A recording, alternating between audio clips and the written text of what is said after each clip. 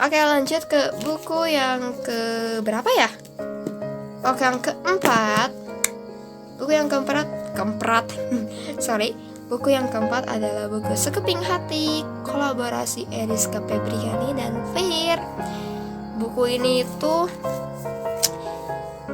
di bagian belakangnya itu seperti ini. Ini tuh sampulnya itu simple ya, kayak surat kertas kado gitu, tapi ininya itu udah robek gitu, kayak 3 dimensi kan, bener gak sih?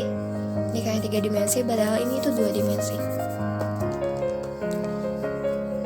Buku ini tuh simple ya, dan bentar, di bagian belakangnya, di bagian kata terima kasih, di sini nggak ada biografi penulisnya itu di sini kecil, di sebelah sinopsis, di bawah.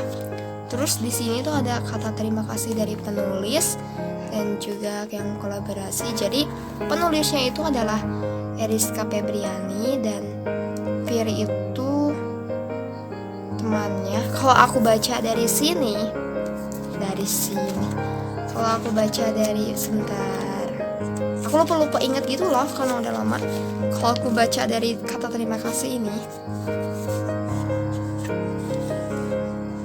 nah di sini di mana aku lupa lagi, pokoknya ada deh. Jadi 2 orang ini tuh kalau nggak salah teman waktu SD gitu. Jadi di buku ini itu awalnya aku sempat salah kira. Aku kira buku Sekeping Hati ini itu buku yang full ngeceritain satu cerita, tapi nyatanya ini adalah buku dongeng. Bisa kalian lihat di sini, Sekeping Hati adalah dongeng yang mungkin tak sempat kau dengar kala malam. Gambar dan frame yang bertemu denganmu di jalan, tetapi tak sempat kau perhatikan. Bisa jadi juga dia adalah sepotong puisi. Jadi sebentar deh ya. Di sini kita dapetin bookmark atau pembatas buku kayak gini. Kita simpan.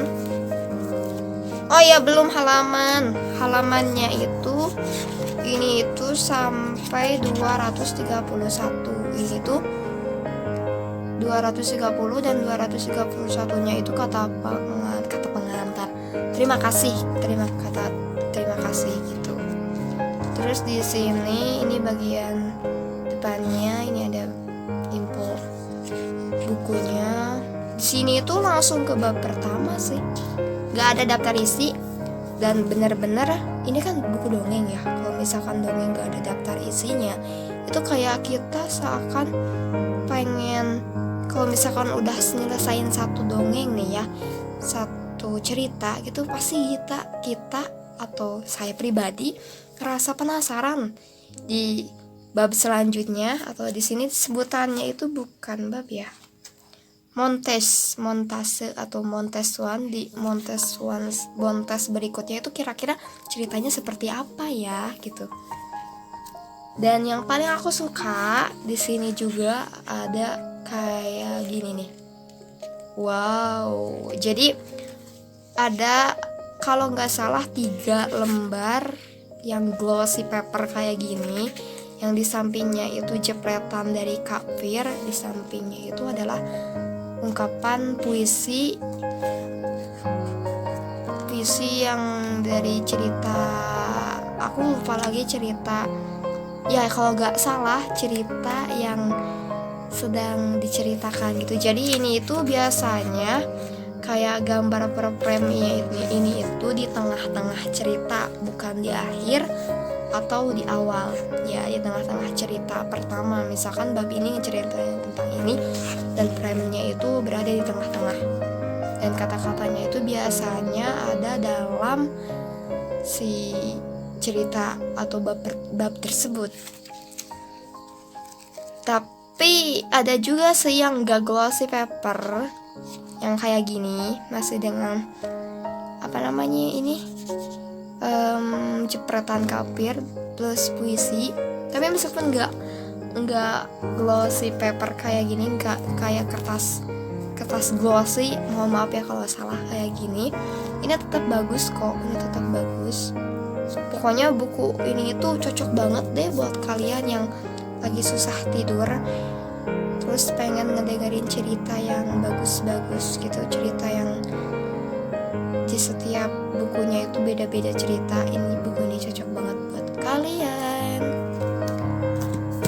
Oke, lanjut ke buku yang terakhir. Nah, seperti yang aku bilang di buku ini. Oh iya, bentar. Ini adalah buku membaca ekspresi wajah. Langsung bisa trik mendeteksi perubahan emosi lawan bicara. Karya kolaborasi juga Kaputra Amda dan Ratna Fitriani. Di buku ini itu kita nggak dapet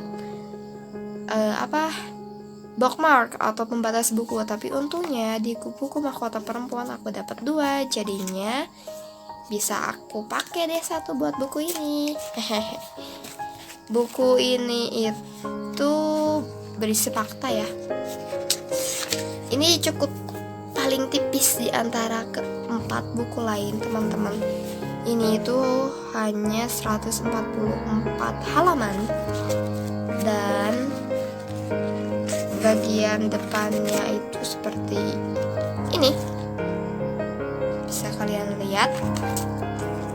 Ini apa keterangan bukunya? Ini di sini ada kata pengantar dari penulis dan di sini ada daftar isi. Buku ini tuh benar-benar buku yang singkat banget dan di dalamnya juga emang ada ilustrasi sih, tapi nggak banyak karena buku ini berisi tentang fakta. Paling ilustrasinya itu seperti ini pas awal bagian judul, ilustrasi gambar perempuan cantik. Biar aku ceritakan sedikit, buku membaca ekspresi wajah ini adalah benar-benar buku fakta yang membaca tentang ekspresi wajah. Selain membaca ekspresi wajah, buku ini juga membaca tentang karakteristik. Dimulai dari ilmu membaca wajah itu dimulai dari kapan, terus dari mana dulu, sejarahnya di sini juga dijelasin, terus bagian-bagian wajah juga, terus ya bagian-bagian kayak gitu. Terus di belakangnya itu setelah membahas tentang membaca ekspresi wajah, kita juga di sini di buku ini dapat mengetahui tentang ciri-ciri berbohong.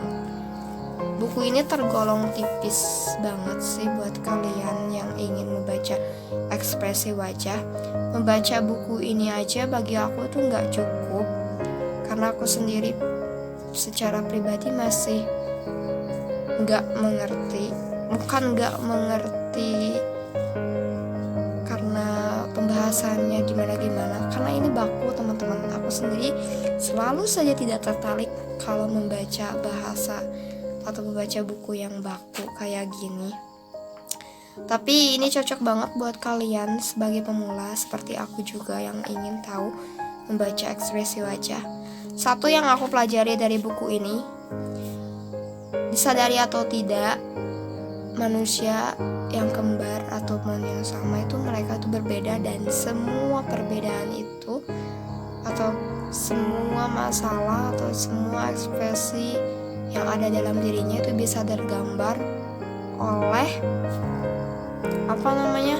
bentuk wajah atau anggota-anggota muka kita gitu. Jadi tidak hanya berperan sebagai melihat, meraba atau mencium atau yang kayak gitu, tapi jika dipelajari itu juga bisa mengetahui karakteristik orang lain.